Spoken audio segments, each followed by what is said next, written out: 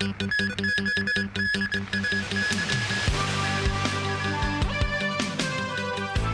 Chow becomes Hong Kong's police commissioner.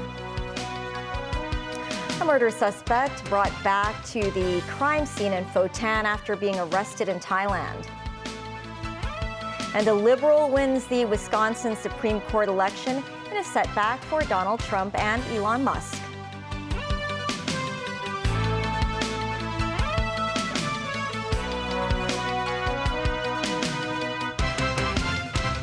Hello and welcome to TVB News. I'm Melissa Hekalea.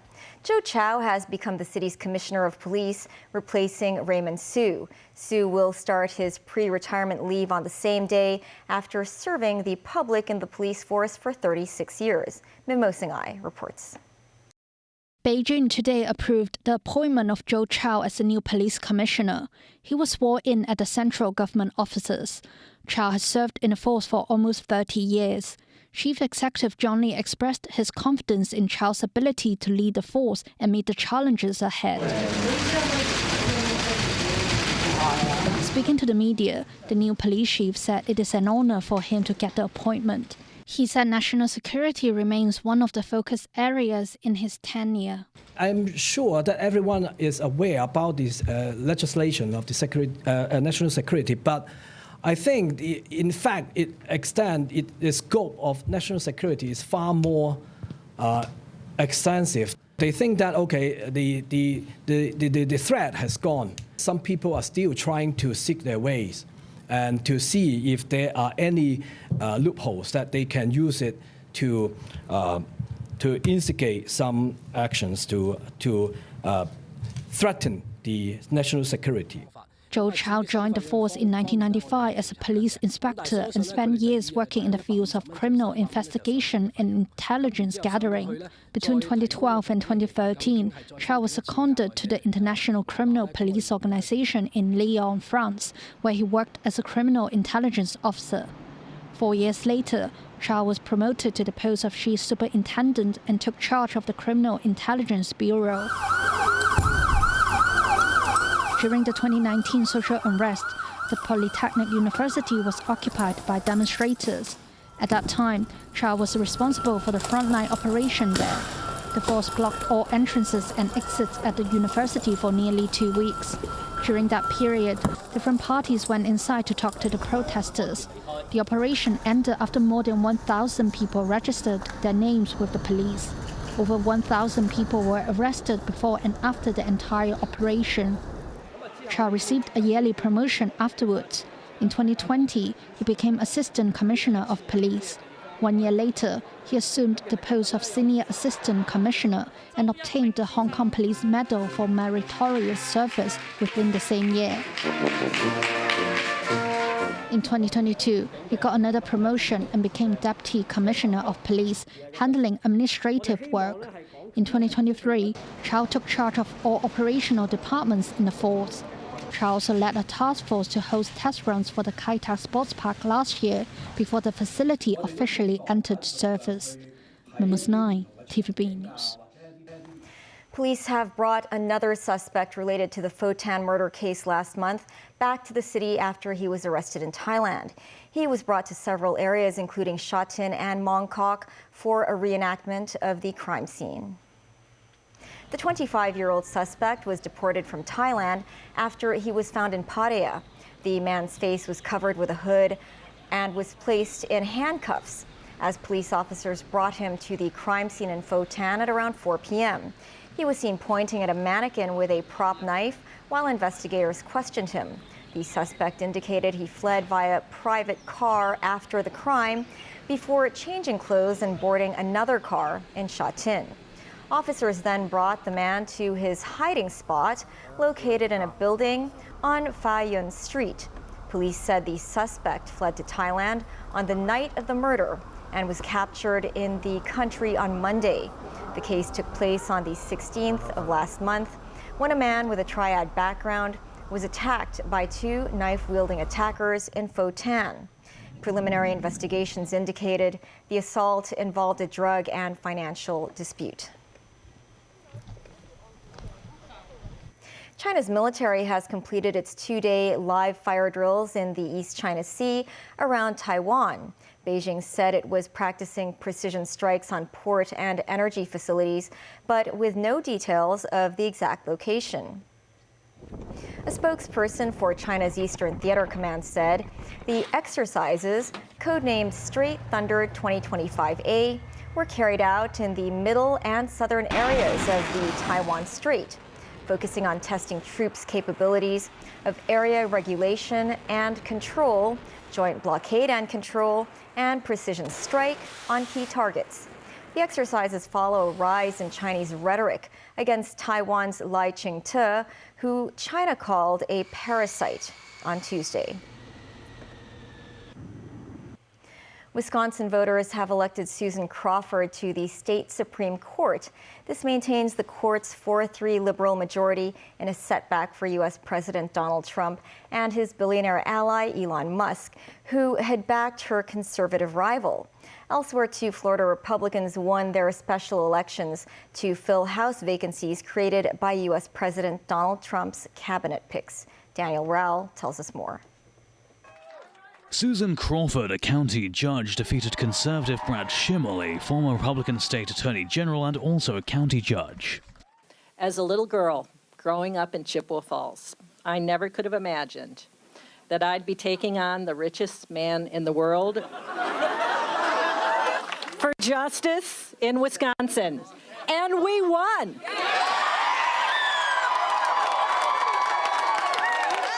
Wisconsinites fended off an unprecedented attack on our democracy. That's right. Our fair elections and our Supreme Court. And Wisconsins stood up and said loudly that justice does not have a price. Our courts are not for sale.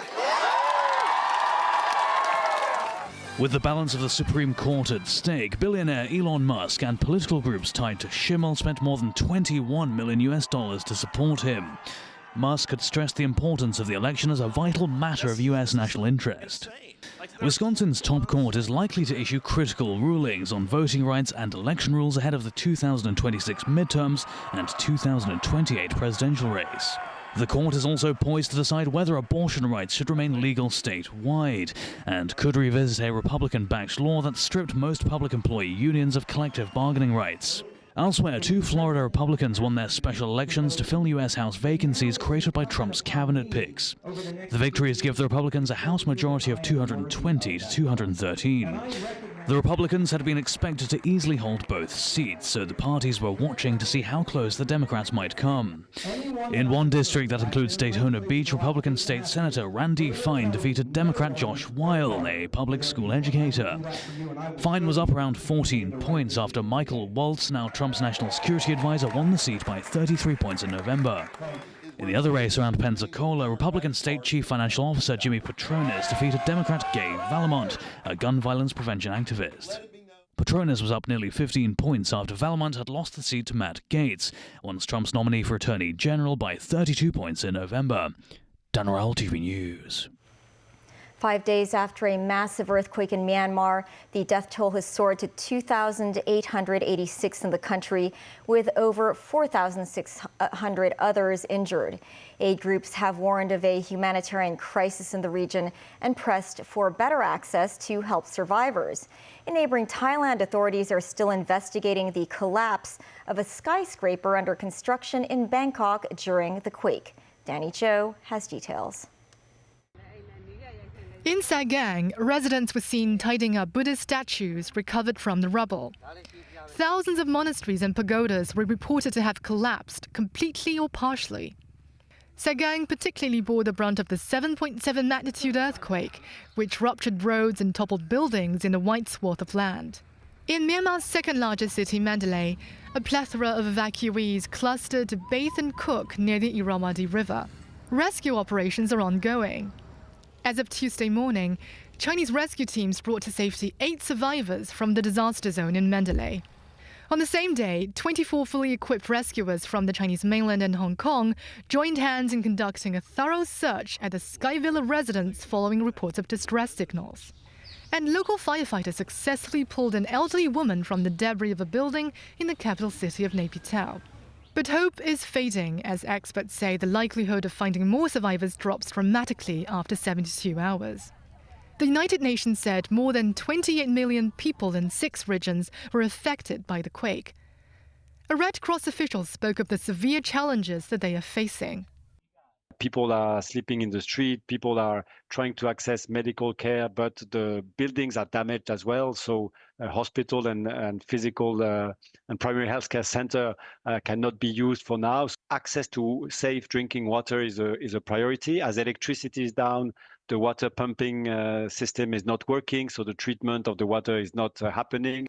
In another development, the Myanmar junta said its troops fired warning shots at a Chinese Red Cross aid convoy on Tuesday night. They said the convoy had not informed authorities, saying they were in a conflict zone. The foreign ministry in Beijing has confirmed the safety of the aid team and supplies. A spokesman called on all parties in Myanmar to keep transportation routes for relief efforts open and unobstructed. In Thailand, a body was removed from the rubble of the 30-story state audit office building early Wednesday, raising the death toll in Bangkok to 22, with 34 injured. During an investigation, Thai Commerce Ministry identified the main contractor for the project, China Railway No. 10, had exhibited several irregularities in its business operations. Thai safety officials said some of the metal used at the site was found to be substandard, AFP reported. Chinese Premier Li Qiang and Foreign Minister Wang Yi have both extended sincere sympathy to their Thai counterparts over the casualties and property losses due to the quake. Danny Zhou, TVB News. Still ahead, Germany's foreign minister on a visit to Ukraine. A clearance operation at a Wong Tyson squatter area. And an Oscar-winning composer, Tan Dun, in town for the Chinese Cultural Festival.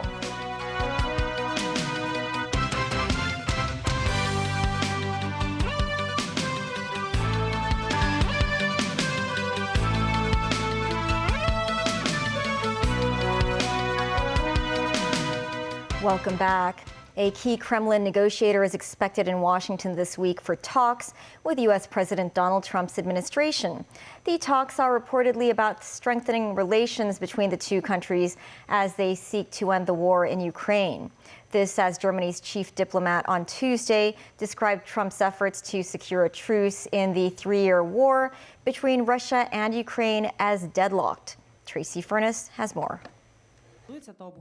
Germany's outgoing Foreign Minister Annalena Baerbock met with Ukrainian President Vladimir Zelensky in Kyiv Tuesday. She said support militarily for Ukraine will continue with a package of €7 billion, but above all in the energy sector and above all in the humanitarian sector. Baerbock also said Ukraine is willing to reach a ceasefire deal, but Russia is not. The fact that Putin continues to attack and bomb instead makes it clear that he does not want peace at the moment, she said. Baerbock joined her Ukrainian counterpart, Andrei Sybiha, paying a visit to the National Memorial to Fallen Soldiers in Kyiv, where she placed a candle in their memory. Germany's chief diplomat was also present with a special award for the Ukrainian Foreign Ministry in recognition of her support for Ukraine in recent years. Baerbock arrived in the Ukraine capital for an unannounced visit earlier on Tuesday. This is her 9th visit since the start of Russia's invasion of Ukraine and the 11th overall during her tenure. This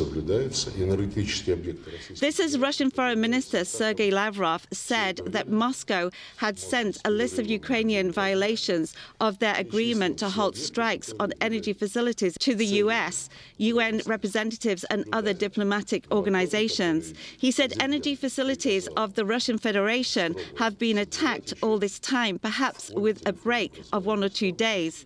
And Russian President Vladimir Putin held a Security Council meeting to discuss with his defense minister Andrei Removich Belousov how the country was implementing the agreements related to the cessation of mutual strikes on energy systems between Russia and Ukraine.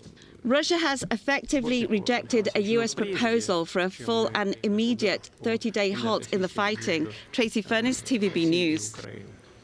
In Iceland, a volcano erupted south of the capital Reykjavik, spewing lava and smoke in a fiery display of orange and red. It triggered the evacuation of tourists and residents, but air traffic remains normal. Referred to as a land of ice and fire for its many glaciers and volcanoes, the North Atlantic island nation has now seen 11 eruptions south of Reykjavik since 2021, when dormant geological systems reactivated after some 800 years. This outbreak saw flames and smoke shoot through the air as the volcanic fissure opened near the town of Grindavik, where some 40 homes were evacuated. This community in the Reykjanes Peninsula was largely evacuated a year ago when the volcano came to life after lying dormant for centuries. Molten rock spewed out toward the community as sirens sounded, while nearby Blue Lagoon Geothermal Spa was also evacuated. The total length of the eruptive fissure is about 1,200 meters, and it continues to extend southward.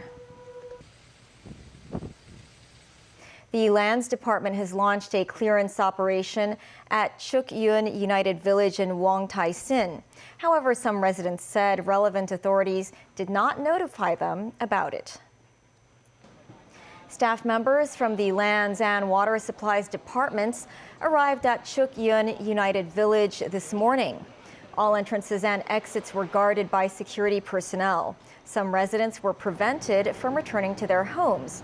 Others packed their belongings and left.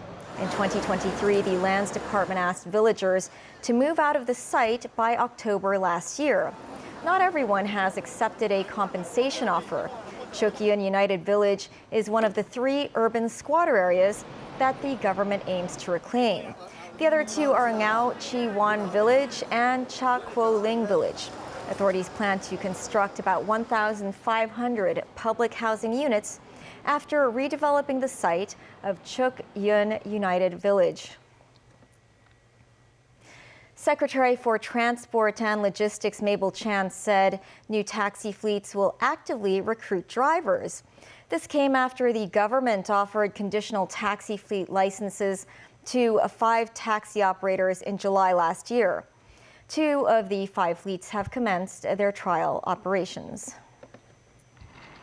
According to the Transport Department, the 5 fleet operators must start operating within 1 year of the date which they obtained the conditional grants of the taxi fleet license.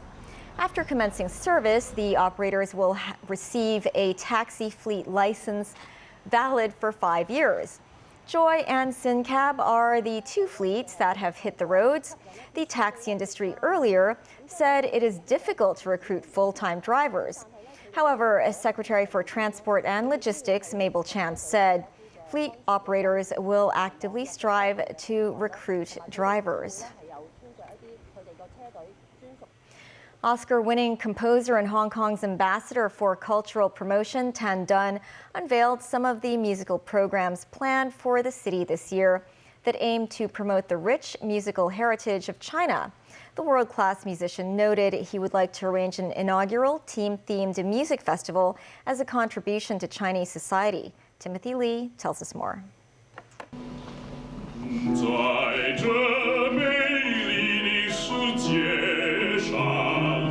Few things unite the world as much as music, and China has been a rising power in the classical music scene in recent years. In hopes of further promoting Chinese culture both at home and abroad, internationally renowned Chinese composer Tan Dun, the maestro behind the musical scores of films such as Ang Lee's Crouching Tiger, Hidden Dragon and Zhang Yimou's Hero, shared some of his projects for the cause this year. Tan, who had toured around Europe and mainland China, said he wished to contribute to Chinese culture by starting a music festival related to a national drink beloved throughout the world. I felt there's nobody don't drink tea, and there's no country never buy or sell tea. So why not create a new platform people can share the soul with the tea? You see, here the tea music festival is the first, but not the last. I wish this platform could contribute for everybody in the world to share our tea spirit. The Chinese musician continues to see Hong Kong as the capital of blending Eastern and Western culture, stressing that as the primary reason behind him setting up his WE festival here. Any kind of culture from the past to the future without the mutual diverse participation is difficult. So I thought that's why I established this festival. If we could have West meet East through sharing and creative passes, I thought the future could be much more romantic. This, as the composer said, he will take part in the creation of an all-female percussion ensemble in the city, after taking inspiration from China's ethnic minority Tujia female percussionists. Explaining his decision to form an all-female percussion ensemble in Hong Kong, world-renowned Chinese composer Tan Dun said he would like the world to see how representative percussion is to China as ballet is to Russia and opera is to Italy. Timothy Lee, TVB News. That's the news. Thanks for watching. Bye for now.